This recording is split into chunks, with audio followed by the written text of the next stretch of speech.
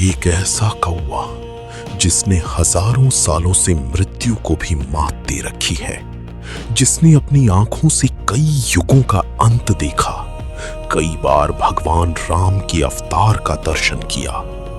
लेकिन क्या आप जानते हैं, वो हमेशा से कौवा नहीं था।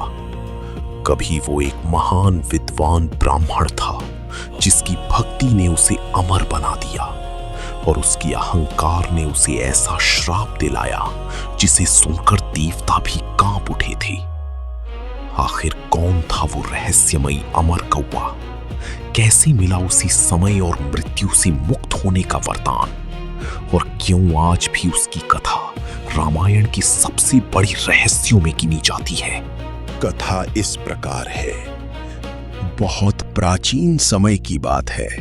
एक महान भक्त थे, काकभुशुंडी, लेकिन वे हमेशा से कौवा नहीं थे। कहा जाता है कि अपने पिछले जन्म में वे एक विद्वान ब्राह्मण थे और भगवान शिव के बड़े भक्त थे। धीरे धीरे उन्हें अपने ज्ञान और भक्ति पर अभिमान हो गया। वे अन्य देवताओं और भक्तों का अपमान करने लगे। एक दिन उनके गुरु ने उन्हें समझाने की कोशिश की, लेकिन उन्होंने गुरु का भी अनादर कर दिया। ये देखकर गुरु क्रोधित हुए और बोले, तुम्हारे अंदर अहंकार भर गया है, इसलिए तुम अगले जन्म में कौवा बनोगी। श्राप मिलते ही उन्हें अपनी गलती का एहसास हुआ। वे रोने लगी और क्षमा मांगने लगी। गुरु का हृदय पिघल गया। उन्होंने कहा, श्राप तो वापस नहीं होगा, लेकिन तुम्हें भगवान राम की अनन्य भक्ति प्राप्त होगी। अगले जन्म में वे कौवे के रूप में जन्मी और काकभुशुंडी कहलाए। लेकिन ये कोई साधारण कौवा नहीं था। उनकी भक्ति इतनी गहरी हो गई कि वे हर पल भगवान राम का नाम जपती रहती थी। कहा जाता है कि उन्होंने अनगिनत बार राम कथा सुनी और सुनाई।